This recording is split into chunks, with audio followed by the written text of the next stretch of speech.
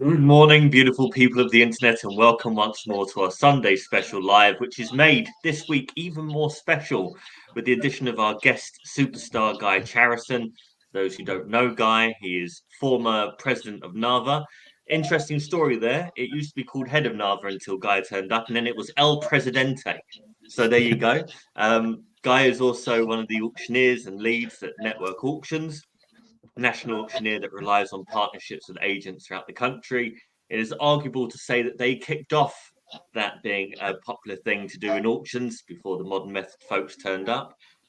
So the guys at Networks are all very much relationship orientated and based. Guy is also a freehold investor and also invests in life tenancies and I think maybe regulated tenancies. Guy correct me on that. But we have Guy today to discuss rental and leasehold and freehold reform, which is coming through at the moment. We, as always, have Adam the G Lawrence, who will be giving us the update on the economy, politics, and anything else that we should be thinking about rather than being worried about. And of course, you have myself and Piotr, who are just the eye candy sitting here with the smart people talking the smart stuff. So let's get this kicked off. Who wants to go first? If you want me to, I'll try and charge through the supplement. If I've got background noise today, I apologise in advance, but I'm here on the fly, so I'll just do my best. So obviously, it was a week where they tucked in with the big R word came to fruition finally, for all the perma bears to be happy about as we slipped into a technical recession, as technical as you can imagine, really, given that we were 0.1% down for GDP in quarter three of last year, which is subject to revision. As I learned by revising it this week, for up to 3 years, the Office for National Statistics might revise that quarter, which, if I'm correct about this quarter that we're currently in, which doesn't look recessionary at all, it might not even be a recession in the history books by the time we get through it. I'm not sure how much that matters or not, because ultimately, politically, it's just one more tough thing for the incumbent party who, as you know, are not having the very best time at the moment. So a couple of by-elections weaved in there just to heap some more misery on the Conservatives for the week. The country really, really probably for the first time actually gets a taste of what the Labour Party are gearing up towards, which is, perhaps unsurprisingly, a few U-turns and not much money to spend, which of course they're blaming the Conservatives for crashing the economy, which is a strange choice of words given that we did grow 0.1% last year. And of course, last time they were in power, there was a recession quite a bit bigger than minus 0.1%, but there we go. So I'll keep it apolitical as usual. So what I did really this week was got stuck into the meat of it. So there were a lot of people saying, hold on a second, we look at GDP for recessions, which is true. That's just the dictionary definition. Why don't we look at GDP per capita, which has been down for a couple of years? That's a fair point. Although the same people who are saying we should use GDP per capita are normally the people saying we shouldn't use GDP as a measure because it isn't very good, which is kind of true, but that doesn't help really if you do it per capita. So where we've ended up, or where I ended up, was how about instead we look at this little known statistic that the Office for National Statistics bring out once a quarter. As usual, the really good stuff they don't tell us about often enough, and it's called the RHDI, or the Real Household Disposable Income. And there's quite a lot of things to like about that. Number one, it's real, as in it's adjusted for inflation. Number two, it's per household, which is what we're used to dealing with in the PRS. We like households because they're the people we give homes to. We don't really give homes necessarily just to individuals, although of course if you concentrate on things like HMO, then of course you probably do. And D, it's disposable, so it takes into account the tax position in the UK, which as we all know at the moment is pretty high. And D, it focuses on income, and people pay rents from income, generally speaking, or at least we want them to be. So I looked at that as a superior measure, which actually shows the real contraction between Q3 2021 and Q3 2022. So unlike probably anyone else in the broader media, what I'm saying is the real recession lasted, the way down at least was summer autumn 21 to summer autumn 22, And actually, from the point which we got rid of dear old Liz, the leftist, actually things have been on the up since then. Jeremy Hunt would be very pleased with my analysis, I'm sure, but it's not a line that most other people are going down. But what it really shows is things aren't anywhere near as bad as most are trying to report. Labour market is in reasonable health, actually. Unemployment ticked down to 3.8%, although the word unemployment probably masks the real issue in terms of employment itself and the amount of people on long-term sick, which is a big problem for the government. It's a big amount to carry, and it really just speaks to the state of the health service at the moment, apart from anything else. Inflation was mixed messages, pretty sideways, but below consensus. Is that still because consumption's falling apart? Possibly a little bit, although all of the real-time metrics for January don't look too bad at all. And another way of looking at it is that we're probably not still in recession from a technical perspective, because I expect GDP to grow this quarter, subject to nothing terrible happening in the next 6 weeks or so, which of course is always the caveat. And those were the big two things that came out this week, apart from the GDP numbers, which really we need to be looking at. We need to be looking at that real disposable income, in my opinion. And the very last bit, apart from anything else, the bond yields, of course. Bond yields wise, we closed the week at 4.006%. So it's territory we prefer to be on the other side of that 4% line, but I think we're near the top of the range we should be trading in at the moment. And it's kind of this death by 1,000 cuts that's taking us slowly towards the lower end of that 3.5% to 4% range I've been talking about. I think probably it's the worst week this year so far for mortgage pricing, but it's a slow and very, very boring and very, very limited game. But I'm going to leave my bit there for the moment and then chip in when we've got into the promised meat of today's discussion and hand over to Guy and the AMP folks. So Brilliant. That was sufficient. Nice one. Thanks for that quick summary, Adam, and keeping it to a few minutes. Very rare. And we've got some. Don't get used to it. You know, there's no guarantee that'll happen again. We've got some guests on watching us as well. This is Richard, current president of NAVA, and I'm pleased that we've got a lot more people: Ivona, Dominic, Tim, James, and Joe, and a lot others, Helen, Graham. So good to see everyone. But yeah, let's get to the meat of this discussion. Guy, welcome to our show. Usually you're the one putting the comments in. Today you're the one generating the comments. Somehow we can't hear you for some reason. I don't know if it's... no.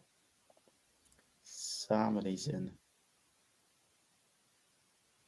Maybe it's the volume button or something. I don't know what, but... Can you hear me now? Yes, we can hear you now, yes. Okay, let me just plug this in again, because I know you asked me to try and wear the headphones. Does that work?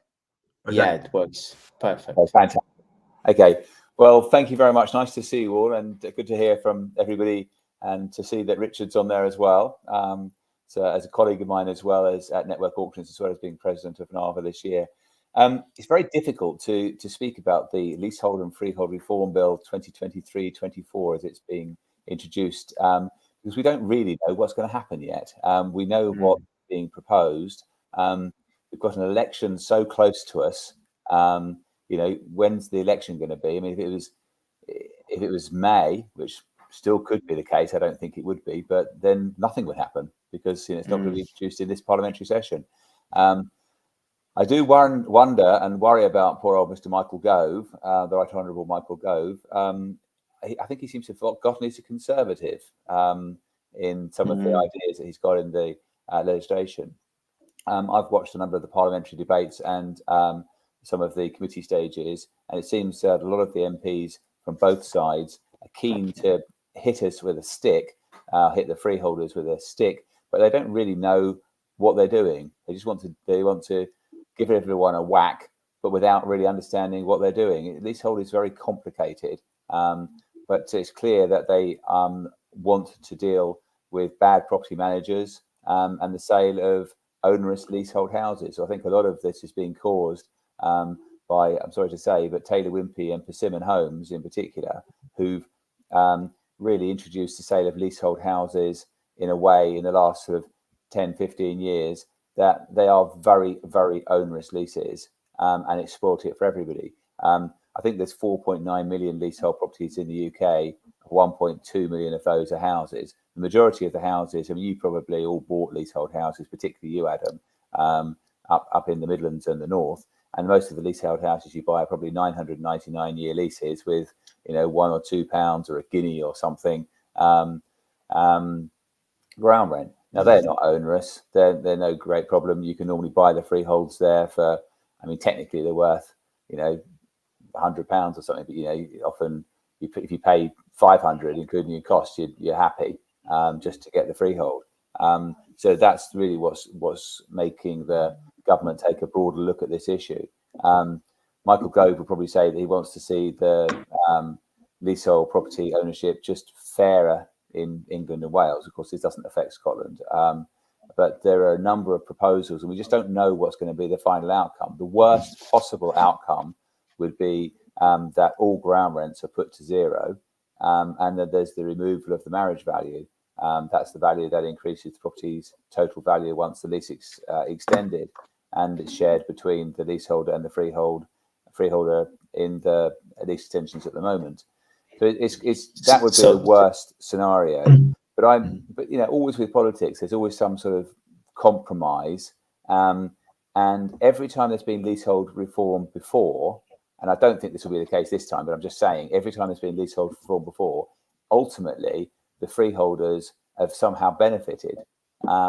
You know, for those of us who are older like me, I can remember selling properties with a 60-year lease, and people would happily sell those to a first-time buyer. The Abbey National, as it was in those days before it was Santander, would happily give you a mortgage on those. But now, you know, if you've got an 80-year lease, we know that's the number, that's a cut-off. But I think now, if you've got what I'm calling a double-digit lease, you know, even if you've got 99 years, it's not enough. People are not interested. You just imagine what happens. All new leases are now for 990 years. So as soon as we're in a situation where even if you're selling a lease with a 125-year lease, which would have been considered a long lease, you know, just 2 years ago, people are going to say it's not enough. You know, why do I have 120? My friend's got 990. So that's going to be a problem. I think there are some good points that might come out of the legislation, and that is to do with managing agents. Some of the managing agents, as we know, are very, you know, they're really bad, and they charge excessive amounts for charging, for providing management information. I suspect all of you and our listeners, there are certain properties that you might be interested in buying with a leasehold. But as soon as you find out the freeholder is, you know, X, Y, or Z, you know those names, you're just going to go, sorry, I'm not interested. Yeah, you know, that's one of the things, like when we review things on the auction buy up, like this is the first thing we look at, like who's the freeholder, because this is like saves so much time, because certain freeholders you just don't want to touch. And then there are certain ones that you will actually go through the hassle of working out how much it would be to renew the lease and stuff like that. Yeah. So which for us, we understand it and we'll avoid them. But for the average buyer who's just buying a home, they can get into that trap very easily with not realizing. And I do think, you know, one of the problems has been lawyers, because they don't want to be saying, don't touch this freeholder with a barge pole. They just won't say that. And then, you know, going back to, you know, one wonders, going back to the sort of Taylor, Wimpey and Persimmon and others, how much liability the lawyers have. A lot of those lawyers, I mean, lawyers will always try and, you know, squirm out, get out of things. But, you know, a lot of those lawyers were recommended by Persimmon. You know, Persimmon took them out for lunch and said, you know, if you recommend, we're going to recommend you to act for buyers. Just put these onerous leases through. I'm sure I didn't use those words, but that's what they've done. So why they don't have liabilities, I really don't know. So we just don't really know what the outcome's going to be. But turning to the potential loss, or as I would say, theft, so in the premiums for lease extensions, I did hear, excuse me, last week that the Treasury are quite concerned because they're concerned that they might have to pay compensation to the freeholders. I don't know if you've heard about this, Adam, but I've heard that a number of 30 billion that the Treasury has advised the committee about, that they might have to end up paying compensation if they were to go to the full extent.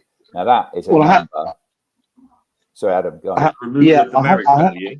I hadn't heard the number, Guy, but I'm not surprised to hear it's in that. And I think the problem politically is, like it always is as you correctly say, there's some bad freeholders that make headlines, but they are still the minority, and the vast majority is pension fund owned investments. So how clever or not would it be to take 25 billion or whatever out of UK pension funds at any time, let alone in an election year? Yeah, I mean, it's the last bullet in the chamber, isn't it, really? Yeah.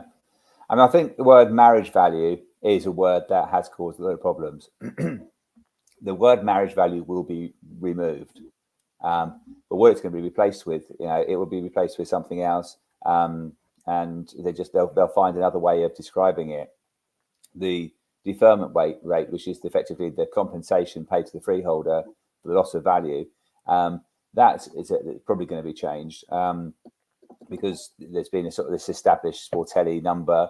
So that could be possibly, depending on, that's really, I'm going to have to defer to someone like Adam, who's an economist, to know where that number is going to be. And that number could favour a very sort of small, it's very small amounts of change can affect the premium very substantially. So you never know, that gain that could end up favouring the freeholder without the politicians even realising. Well, my understanding of the initial draft, which I thought was quite sensible, was almost like you've got to remember how these things are calculated. So it's generally a discounted cash flow style calculation. Yes. And the point really in the first place was supposed to be the newer build stuff, there won't be any ground rents. So that's going to change things apart from marriage values. By forcing the 990 years, it means that the renewals are effectively, it's virtual freehold stuff anyway. And it's fixing the problem going forward without going backwards and trying to be retrospective. And I struggle to see how they will be too, as you say, it might be more repackaging and rebadging than it would be, because no one in this current environment is going to sign off anything that looks like 3 billion to freeholders, let alone 30 billion, because the money's just not there. Yes. And with Labour cancelling their plans to spend 28 billion a year, or halving them at the moment, to be more accurate, lumping on an extra 30 billion, even if it is a one-off, is just not going to be politically viable, even if it was economically viable, which it isn't. That's absolutely right. And so even if it didn't get through in this parliamentary timetable, and then say Labour were to come in, which obviously is the betting odds, they're going to still have the same information from the Treasury. So I think they would want to drop it. So I think personally, I think what's going to outcome, there is going to be an outcome. Michael Gove will be able to stand up and look and say, I have done reform. I've changed it. But in reality, I'm not quite sure it's going to be as aggressive as the people might think. But it does, in the last months, since the King's speech, the value of freeholds has definitely fallen very substantially. Now, before we always used to talk, if you were selling, obviously it's all subject to how long the leases are, but in general, the actual ground rent part, you might have paid, say, 18 times or something like that. You've probably seen that, or 20 times, and there were some more. And then I think it became established about 15 times a year ago, and now it's probably back to 10 times if you've got long leases. So you've lost a lot of value. Freeholders have lost a lot of value already. So I think they are at a low, and they will go back, just because once the uncertainty is gone and the certainty is back of knowing exactly where you are, however bad you are, they'll go back. Because if you can buy them at 10 times, it's got to be a pretty good buy, isn't it? Yeah. So if William Hill put like outcome kind of predictions and allowed people betting, what would be the 4 or 5 outcomes that William Hill would put that would actually be like clickable and measurable that people could bet on? Well, I don't think you can bet on anything because there were 5 potential options. I mean, the worst. So you're going from no change at all to the worst way of being. All ground rents are zeroed, and there's going to be no premium to do a lease extension. But I cannot see that politically. That to me is theft. And you've also got, you imagine the Duke of Westminster. I mean, I'm sure he's tuned in today watching us, and I'm sure he's going to make a comment in a minute. But I mean, but can you imagine the amount of wealth that he, and as Adam's pointed out, the pension funds have got in this? They're going to be certainly canvassing behind the scenes. I did hear that there's a group, the Duke of Westminster and the like, have got it ready to take to the European Court of Human Rights. I assume we're still in that. I'm confused whether we're still in it. Yeah, yes, yes, we are. They're going to take it to the Court of Human Rights because it is theft. And of course, some people, it's always just those few bad people, but a lot of us have invested in ground rents for a long time, and some people have invested in them for generations. Some people, this is generational wealth for a lot of people, and to have it taken away would be wrong. And even then I think the thought of the government compensating the Duke of Westminster, that would be unpalatable as well. But I just raised the valid point that even when John McDonnell was the Shadow Chancellor, and they were talking about a whole variety of things, such as extending right to buy to the PRS, which was one of their ridiculous ideas. Yes. Even John McDonnell confirmed that the Treasury would compensate or make the gap up so that the private sector would not need to bear the loss if they were selling properties at a discount. So when a Marxist thinks like that, you can be fairly sure that Guy's worst case scenario isn't happening. And typically in these sort of situations, I think the sharpest people are buying more freeholds because you cross the fact that the risk-free rate of return has gone up so much because the rates have gone up so much. With this backdrop, you're talking a relative high in the interest rate and a time when most people will just, not that necessarily selling off what they've got, but they're certainly not buying it. I mean, it's a terrible time to sell a freehold, and it's probably a phenomenal time to buy one. The difficulty behind some of that being, depending on what your financing structure looks like, because if you want to borrow money against freeholds at the moment, I don't know what the funders are doing, but I can imagine they're running and hiding quite significantly. So it's got to be cash-only stuff for the minute, I guess, Guy. Well, I think absolutely, it's definitely going to be cash-only. But certainly with network auctions, we've had a lot of inquiries, and we've also got our little other brand, ground rent auctions, and we're getting a lot of inquiries. And there's some people, you just tell them, and they go, "Sorry, no way can I let it go for that now when it was worth double a few years ago." But there are some people who say, "Oh my God, I've read everything. I think it's going to be the worst case scenario. Just sell it."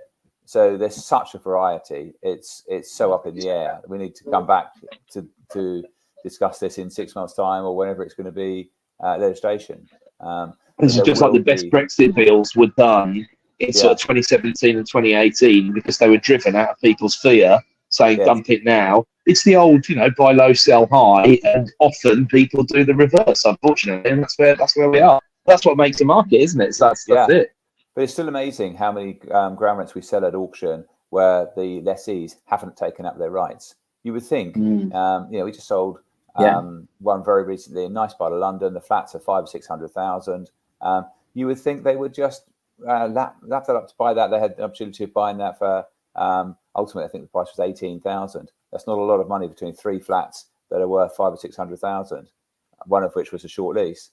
You just wonder why lessees have no interest.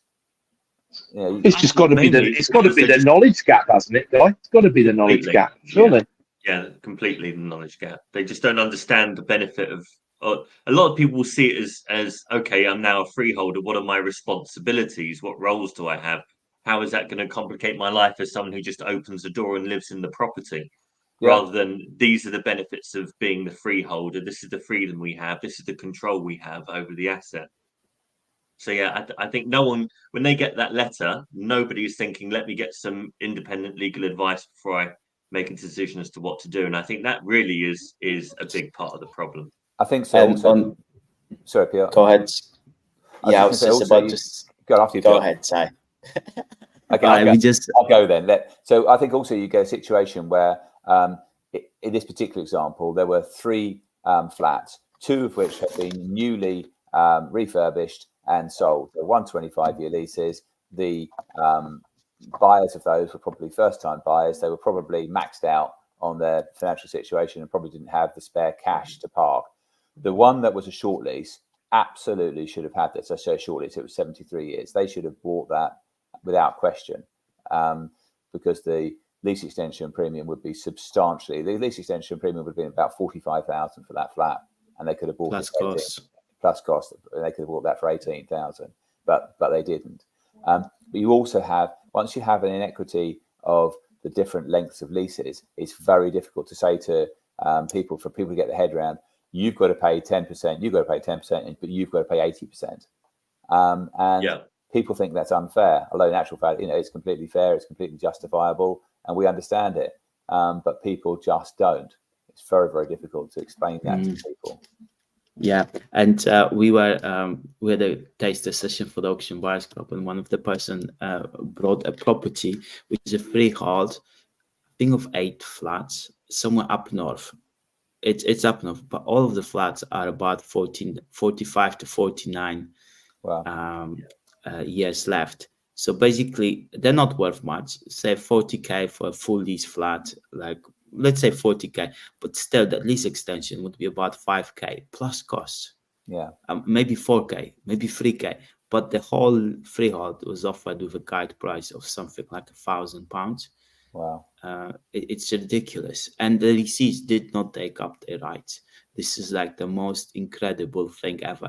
Literally, that's when they're really likely not to have the money though. And the thing is, you often see these when the premium is a real fiddly amount. I mean, we bought a number of them where we might bought the leasehold where it's 81 years left or 79 years left, or we're on one side of that marriage value equation. And if the freehold is difficult, remember that the cost-wise, they can be quoting way, way more than the premium. And there's very little stopping the freeholder, or not even the freeholder, but just the lawyers from absolutely gouging it. And we've had a number where we've not walked away. We already own the asset. We've said, well, you know what? We're not worried. We can get financing against it. So if you want to wait 35 years to have this conversation, that's up to you. No problem. They just use that as a bit of a negotiating tactic. But it can be. I've seen some pretty horrific, for little blocks of 4 or something where the legals costs are coming in, say 15k when you include the VAT and things like that. And it's like, well, hold on a second, guys, because like you say, if the flats are only worth 40k a throw, how do you justify chucking that amount of cash into it? Really? I mean, you can go to the Leasehold Valuation Tribunal on costs. You can do that currently. I mean, I actually had a situation where I've got a couple of flats I owned for years, and the freehold is owned by the London Diocesan Fund, so i.e. the Church of England. And the costs there are horrendous. I did lease extensions, and the actual costs were the same amount as the premium. And I actually, a friend of mine is very high up in the Church of England, and I mentioned it to her, and she took it up to some extent. But the trouble is, they have top London lawyers. They're using top London valuers, and they're all gouging, as you said, Adam. And they're taking far too much out of it. I actually. She then put me in touch with the bishop who's in charge of the Church of England property, and it's a lady bishop. And basically, she just kicked it to the side. And it is a club that is all part of their own, little club. It's our friends who are the top London lawyers, and it's just disgusting. As I pointed out to them, look, I paid it. I wanted to do the lease extension, but if I was a normal person living in that flat, really struggling to get my £5,000 together for my premium and then to have another 5,000 in costs, that is absolutely outrageous, and it's something that the Church of England should be disgusted about. Well, this is very I'd say similar that. to we've got a we've got a leasehold number of parking spaces at the rear of a commercial property that we own, and in between the actual freehold that we own and the leasehold parking spaces, there's some green space, which the freeholder, who's the local council as it goes, don't take care of that land, and we would love to put a few extra parking spaces on there, and also maintain the trees and the grass that are not maintained currently and fall all over our lessees' car parking spaces that annoys them. But because that's a PFI contract, we're in a similar situation where the Magic Circle firm represent the local authority. There's a nested number of leaseholds in there, and we were told it's basically 25 grand to open up a conversation about it. I mean, this is a piece, the land itself is maybe worth 5 grand because of where it is and what it is. And it just means you just can't do anything, unfortunately. And that is one of the things that probably we would all like to see picked up within the Act, because only a very small number of people, bit of a cartel or whatever you want to call it, really benefit in those situations, you know? And other things slightly aside, but I do think that a lot of local authorities have got assets they don't even know. I'm sure that the council taxpayers would love to have someone go into the council and to understand some of the assets they've got and sell. I'm not saying sell the family silver, but I'm saying to sell little bits and pieces like that would be no loss to the council in revenue, but it would be a great asset to the council taxpayers. Look at the Birminghams of the world. I'm sure the Section 151 officer would love you to just do a bit of pro bono work for them, guys, and talk about how much all that might be worth. Yeah, quite. I mean, you know, any valuer, would be delighted to go into any local authority, give them free advice on the basis they would sell the assets. Yeah, I mean, it's there's quite been a lot of amazing. conversation. Sorry, Pierre. There's been a lot of conversation recently about the use of council land and how the council planners stand in the way of the councils actually delivering social housing projects. And you have to think, you're on the same team. You have delivery that you have to put forward. So they should be working together. They shouldn't be, greasing palms and doing all that other kind of stuff that is suspected of private developers. But there shouldn't be all of these hoops and things to jump through. When at the end of the day, there is a housing shortage. The most accessible land to fill some of these quotas is council-owned land. And the fact that the planners are the ones that are standing in the way of this, you see it a lot. It's just really poor mismanagement. And you can apply that statement to anything in government today. The Bank of England is really bad mismanagement. It's the transport sector. It's really bad mismanagement. Yeah. The NHS, it's really bad mismanagement. Well, if you think back, Joe, a few weeks ago when we were talking about the asylum seeker backlog being solved, and the fact that you get 7 days once your asylum, your application is rubber stamped, which is about 75+% of asylum applications, then ultimately you're given 7 days to find a property, and all that does. And then suddenly, a few weeks later, guess what? Surprise, surprise. Now it's in the news about the incredible increase in temporary accommodation. Now, there have been 30-odd thousand Section 21 served by all accounts, of which about 5,000 or 6,000 have been effected, and they're blaming that.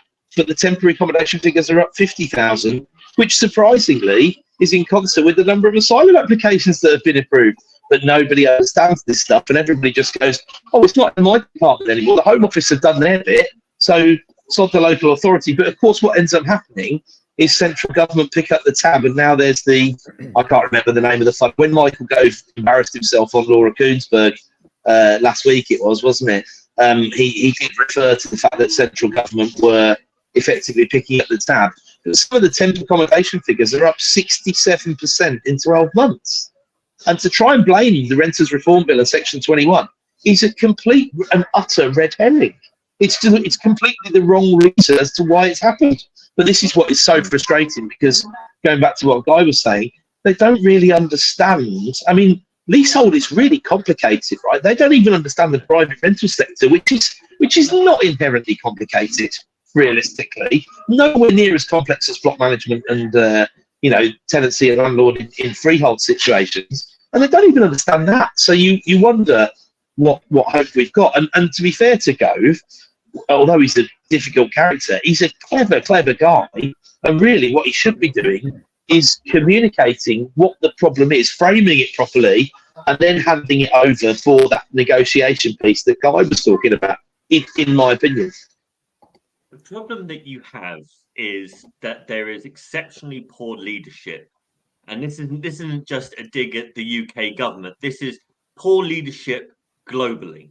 When you have politicians that would prefer to slick back into doublespeak and diversion and look over here while we're doing this over here, not a single politician for as long as my living memory, and that goes back almost 40 years, has ever said, I cocked up. This is where we went wrong.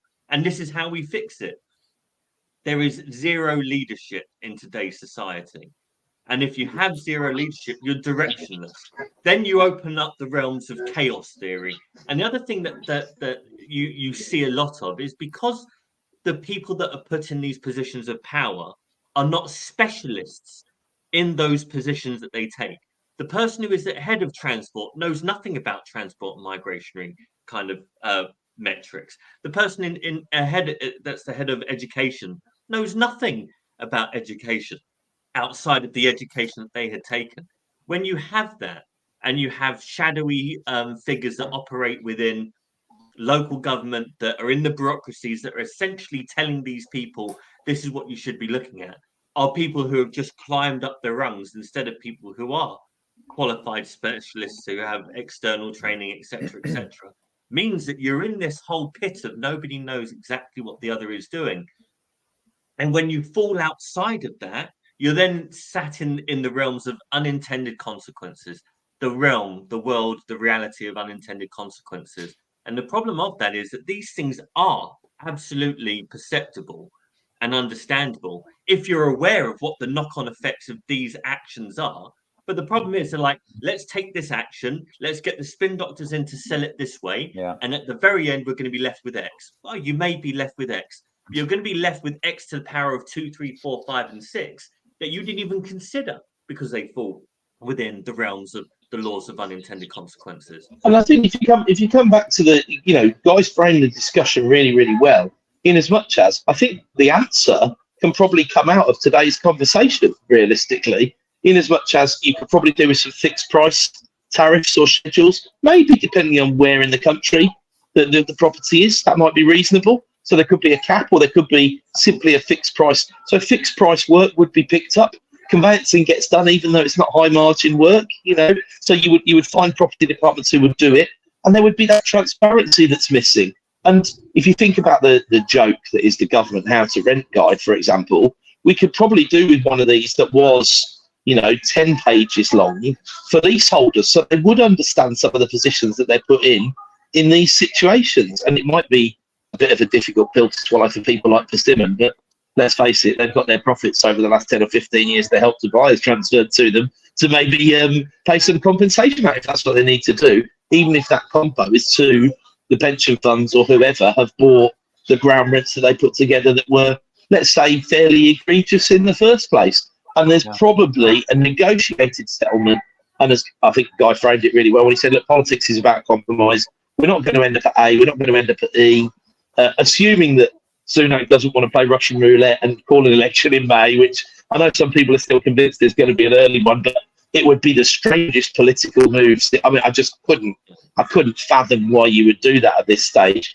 I think he needs Jeremy Hunt to come with a rabbit out the hat next month and let 6 months to let that bed in and hope there's the tiniest amount of feel-good factor or whatever.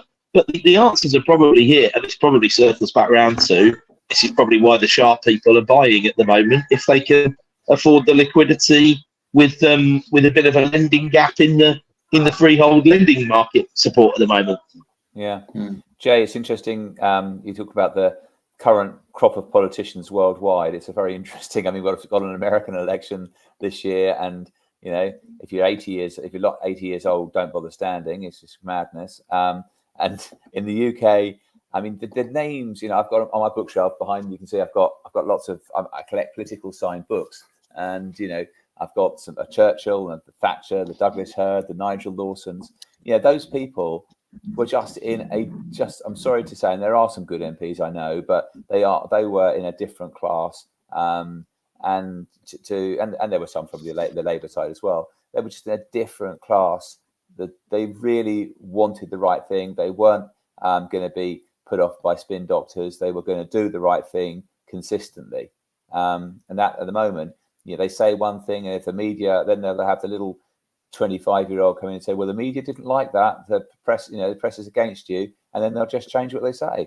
And how healthy is that? It's not. I put a couple of bits on LinkedIn this week there. Sorry, Jake, go on. I was going to say, the politicians that you've named, Guy, those were not ideologues. These were statespeople that understood you had to make tough decisions and follow through critically with what you had said you were going to do for the not just the, doesn't matter about the government, for the state and for the people existing within the state to thrive. Yes. And you don't have that now because there is ideologies. You're talking about the far left in Labour, and you're talking about the far right and the Conservatives. And you're talking about all these different types of people. Well, the reality is the reason why nobody is turning out to vote. Obviously, nobody is a massive exaggeration, but the turnouts for voting at the moment are half what they were 3-5 years ago. That's not accidental. That's the people telling you.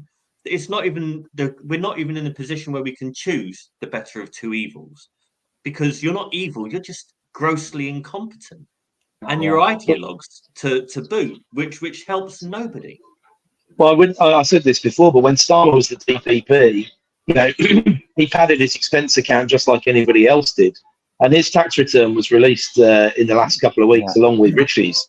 And there was a lot of pushback about Sunak paying 23% marginal tax. But Starmer's was 25% because his major league tax contribution was from a capital gain from a sale disposal for his father's estate. So it doesn't put a lot of clear water between the two of them. Yeah. Although Sunak's, I would argue, is more sustainable CGT income. But the point is, it's the wrong conversation because most people don't understand CGT, and they don't understand that corporation tax has already been paid.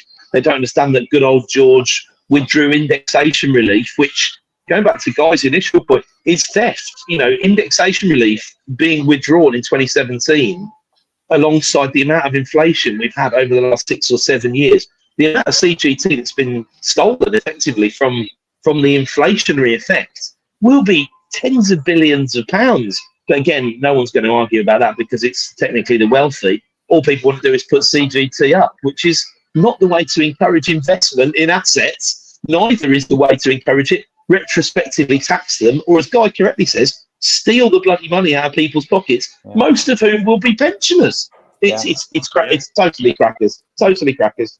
Hey, Adam, have you got a thought when the general election might be? I actually, sadly enough, looked earlier in the week. I was having a little look at the dates of the all the party conferences and seeing when the date could be. I mean, I was thinking, would Rishi want to do it before the party conference season or after? I think probably after, because of the way the parliamentary timetable is.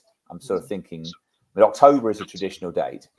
October, the last election was in December, but there's very few elections ever in December. That was a masterstroke by Boris, as it happens.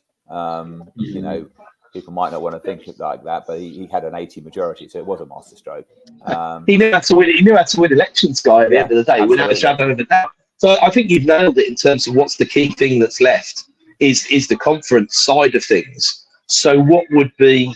Is he more likely to go after or before? Then we have to start thinking about budgetary statements and things like that as well. Because do you want to be an outgoing parliament with a budget yet to think about, or do you just want to cancel the budget altogether?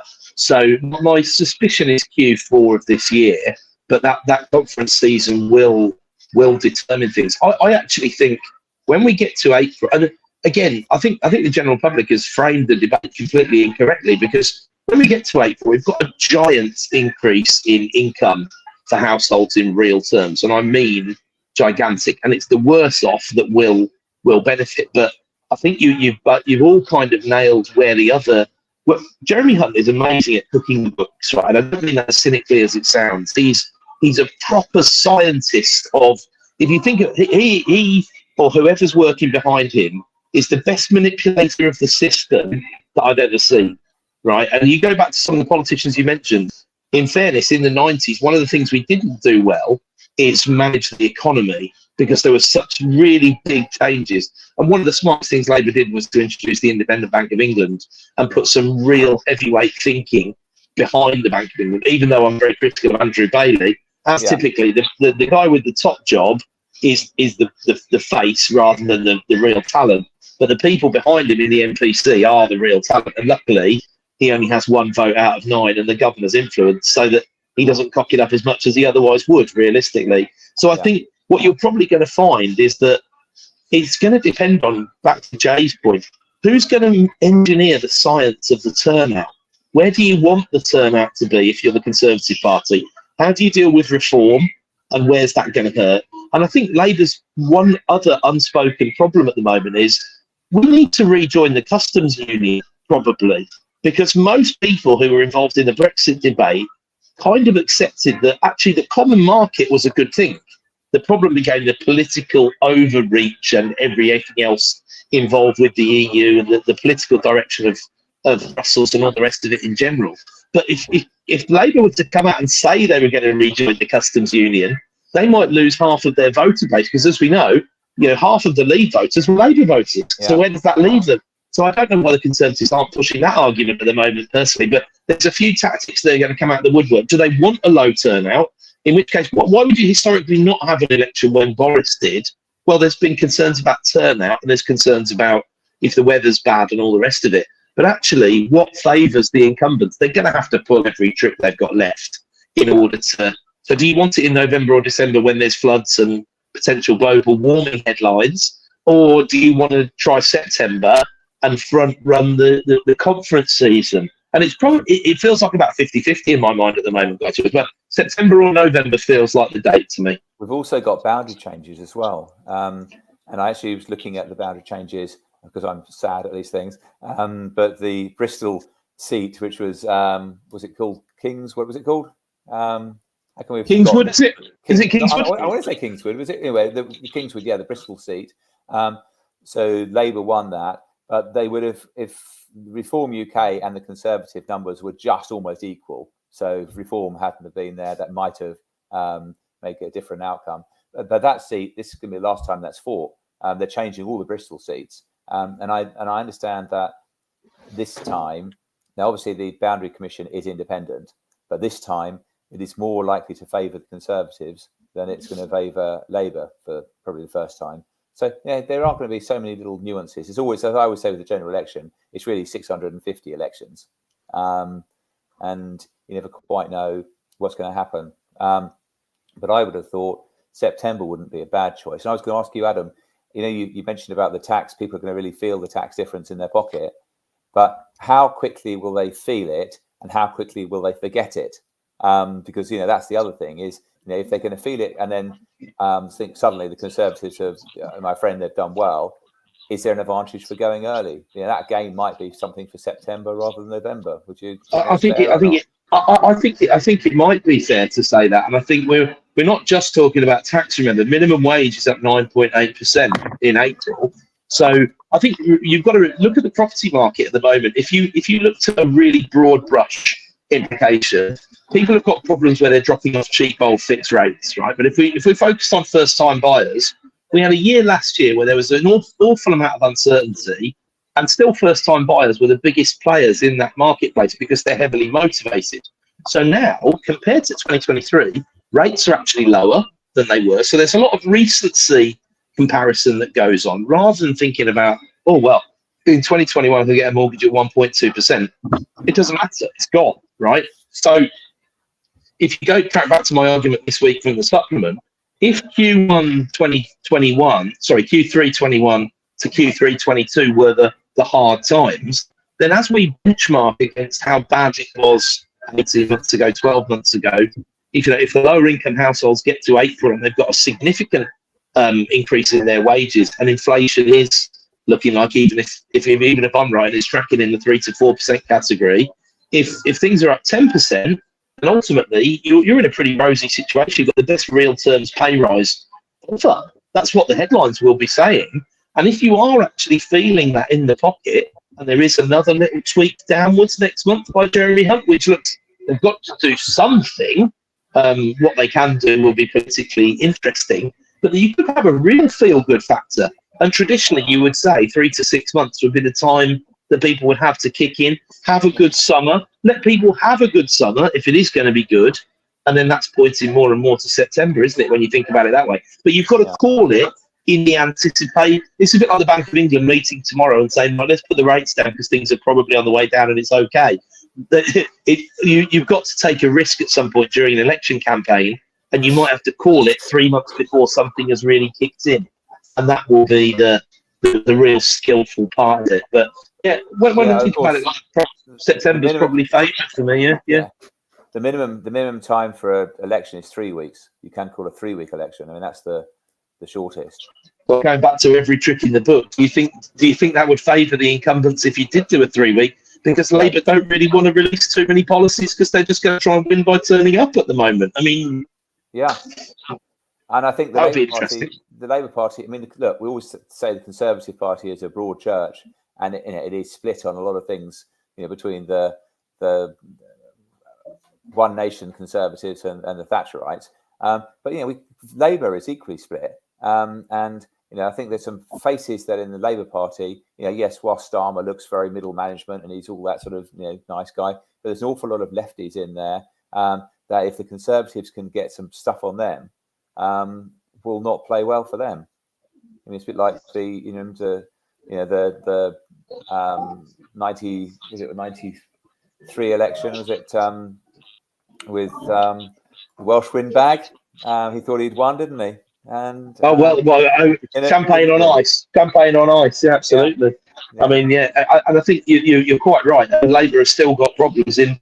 Look at what happened with the Rotherham MP and the anti-Semitic conversation and all the rest of it, which is obviously even more pertinent now than it has been for many years. Yeah. They've still got their laundry to sort out, and there is that problematic faction, which I'd argue.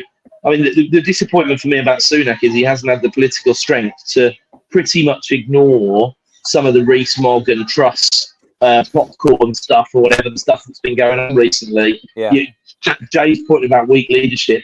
Sunak's a traditional weak leader, whereas someone like Trump is a personality defective leader in many ways. Yeah.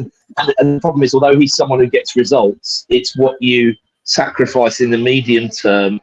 I'm having this conversation in the United States, so I better be a bit careful. I'll keep my voice down. But that's your problem. And then the alternative is you've got someone who arguably is not cognitively capable of holding a conversation at the moment, and it's a terrible state of affairs. But you are lacking that backbone that I think people want to see. I'm not sure that reform are the answer, but I'm not sure there is an answer because, as you say, Starmer looks like a spitting image writer's gift to me. I mean, if John Major was grey, you need a more boring colour than grey to be Keir Starmer. I don't know what colour that is, but Yeah, I think the Pinnock election, I think I said 93, I think it was 92, of course, wasn't it? But going back to Rochdale, that's going to be an interesting election. I mean, has anyone read about the candidates there? I mean, there's this by-election coming up in Rochdale. I mean, the Conservative is clean. He was Mr. Rochdale 2020. The Liberal Democrat is clean. He's raised well, but all the others are absolutely tarnished. It's quite unbelievable. We know that the Labour Party candidate is tarnished, and that Starmer withdrew his support for him for his anti-Semitic things. The Green Party, I don't know if you noticed, but the Green Party candidate, the Greens, the lovely Greens, even their party have withdrawn their support from him. Then one of the other candidates, I think the Reform candidate, was a former MP for that constituency before the current, the previous member, Tony Lloyd, passed away. And he was done for issues with 17-year-old girls. And then you've got, it's just unbelievable. It's worth reading. You've only got two candidates that are actually clean. Who's going to win that election? I could see the Conservatives winning that. It wouldn't surprise. I mean, the thing is, a lot of the press has commented on, what the big swing is to Labour and all the rest of it. But as you've correctly identified as well, it's the turnout that's the real problem, and that will be that will be causing some really interesting, because this adds a, going back to Piotr's comment about William Hill and where's the book and all the rest of it. What turnout adds is randomness, and what people don't like is randomness, apart from anything else. Because one good, as you say, there are some good individual MPs. They tend to be the people we haven't heard of, unless we're very well researched day to day, who are politically active above the local government level and doing things for their area within Parliament. But those are people who can, if you've got the right people, make a difference on the ground, because people will ignore. I mean, look what happened in Uxbridge, which was seen as a vote against ULEZ and all the rest of it. You have got things that, I mean, ULEZ has really upset a few people in London, which should be a real Labour stronghold. So there are factors here at play that make it very complex to try and forecast what's going to go on. The Conservatives in Uxbridge did choose a local candidate, and that obviously played well for them, as well as the ULEZ thing. But they, but I always think with local candidates, it's a very interesting thing. I mean, but you only choose a local candidate for a by-election. That's like a traditional thing that people, that parties do, and I can understand why. But my worry for local candidates is, are you getting the best? Are you getting the cream of the crop, which we really should be getting? I don't know. That's just a. We're back to the problem of whether it exists anymore. When I commented on Starmer's tax return this week, I said the thing that really strikes me is look at the comparative pittance, I'm afraid to say, that you get paid for doing that job. And look at the ministerial. It's not enough money, especially in the day and age where executive pay has blown up. C-level pay has blown up. Parliamentary pay has been suppressed. We already pay very poorly for a Western democracy. And it reminds me of Oxford University. You're expected to do stuff just because it's Oxford University, not because it's a potentially worthwhile living. If you're a lecturer at Oxford, you might earn a third of what you might earn somewhere else in the UK, and a tenth of what you might earn if you went to Harvard. Now, at some point, that has to be a problem, because economics and the free market takes over, and the same applies to politics, I think, to be honest. But I would say that I'm an economist, right? Yeah, of course. Well, what would be a really interesting way, and I'm probably not surprised that the Nordic regions haven't done this already, but your ministerial pay, whether it's collective as in national government or local government, should be based on they've got those indices about how happy your population is, how the growth that you've created. It should be performance and competency based. It shouldn't just be a case of, the top brass at Barclays are paying themselves £500,000 a year. That means the top brass in the government should be paying themselves £500,000 a year. That's not going to fly with anybody. It's not going to fly with the people who have got lots of money. It's not going to fly with the people who haven't got lots of money. It's not going to fly with the people in the middle. Yeah. Idealistically, it's going to piss off the Marxist, communist, socialist groups. It doesn't do anyone any favors. But if you could turn around and say, actually, we've improved public services. People have got more money in their pockets at the end of every month. We're not in any active wars. That's great. Let's see how long we can live in that world for. All of these things, if they are politicking to the point they should be, where instead of funding multiple conflicts, if they don't want to call them wars, conflicts globally, is the only route to market they have for political pressure and how to resolve political issues. If you are going to get involved, and there's arguments for and against, then maybe actually just going to the negotiating table and pouring some aloe vera over the situation to soothe the redness a little bit is probably a little bit more valuable. It's more valuable to lives that are being lost in conflicts, and it's a little bit more valuable, moralistically and ethically speaking, when you're in a country that is taking part in these conflicts that you may or may not agree with. But that is probably a little bit too far out the box for anyone to agree with. But Jay, I think we could resolve this very easily. I think we can get rid of the 650 members of Parliament, and us, our little group can take over. President Lawrence. President Howard, President Ruznik. Amazing. Even better, President Charrison. Before we wrap up, I think it would be good to say, if you were choosing and I guess you are choosing on a daily basis, but if you are choosing where to be on which side, would you be rather buying short lease flats, or would you be rather buying freehold ground rents right now? Wow, that is a great question. In actual fact, it's very bizarre. I had a call this week from a chap, and he actually is interested in buying anything that's sub 30 years. And he said, I'm looking for anything sub 30 years as a freeholder or as a lessee. I thought it was an interesting trying to put his bet, I couldn't quite understand but he was taking his bets. I know you love that period, Jay. You love the 30 years. That's your sweet spot, isn't it? It's a real pickle of a time to be a freeholder or a leaseholder, actually. And I mean, that guy, you have to think he's probably looking at an arbitrage on a very particular level, because he'll be able to, if he can take the cap off on one side and put it on the other. Yes, I think there are ways to make money. I think if you're looking at sub 30 years as a leaseholder, to be buying sub 30-year leases, the avatar of freeholder that you're buying from has to be absolutely spot on. Because if you're looking at the pension funds, or you're looking at someone who owns 5 or 6 freeholds, and you think, well, these people are, before anything kicks off, while we're in the period of unknown, why don't we approach them outside of the Section 42 and offer them X? And then it's up to that freeholder to go, well, do I take X here, or do I look at half X in 6 months?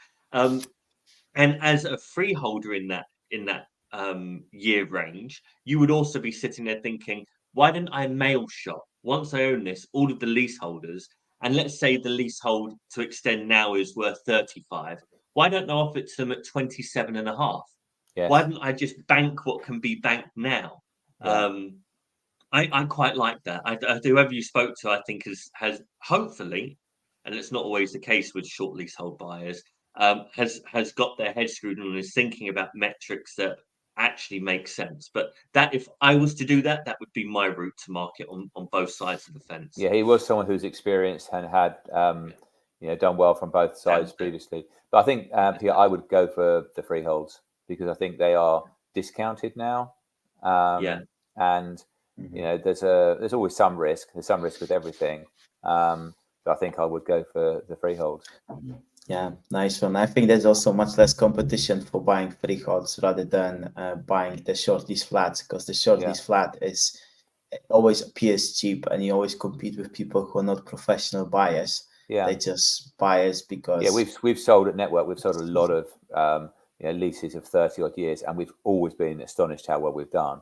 But of course, if you do buy it at maybe a more reasonable price, a 30-year lease, and you don't want to extend, I can remember probably 30 years ago selling a property. It was in Nestles Avenue in Hayes in Middlesex, and I don't know why I can just always remember this one. And the chap who bought it was about 65 years old, and he said, "This is 30-year lease. I will never want to extend the lease. This is a great return for me. For the amount I'm paying for it, I'm going to get a tremendous rent. I'm going to get the same rent as the flat below, which might have a 999-year lease, but I'm paying half of it. So I'm getting a double return. And, in 30 years' time, won't be here." I mean, perhaps he's still alive at 95. I don't know. But, probably his theory was right, maybe, for him. There we go. Amazing. And that's the great thing about property. Everyone looks at things in a slightly different way. Exactly. And that's the beauty of it. I mean, I always like things with angles. If you've got an angle, I mean, you do as well. The angles, it might be an angle that you're looking at is completely different to another buyer. Definitely. But that's the beauty of it. Definitely. And those angles depend very much on personal circumstances and position of every person, and everyone sees things from a different perspective. Yeah. Amazing, Guy. Thank you so much for joining us, especially at the time that Adam, thank you for letting me join your merry group. I've thoroughly enjoyed it. Hope I've added some value to you, and I hope the listeners and watchers viewers have enjoyed it. Brilliant. How can people get in touch with you guys and at Network with you personally? Absolutely. So gc@networkauctions.co.uk, or if you just look up Guy Charrison, it comes up quite easily. We've got guycharrison.com as well, and pretty easily accessible. My phone number 01344 851 007. Please don't phone me now. It's still early on Sunday morning. But anytime. Delighted to have a chat. It's always nice to have a chat with anyone about property. Brilliant. Absolutely. Okay, well, thanks so much. Enjoy the rest of your Sunday. Thank you. And yeah, let's have you again on the chat soon. And to Adam, have a safe flight back. Yes. Amazing. Have a great week, everyone. Have a great week, everyone.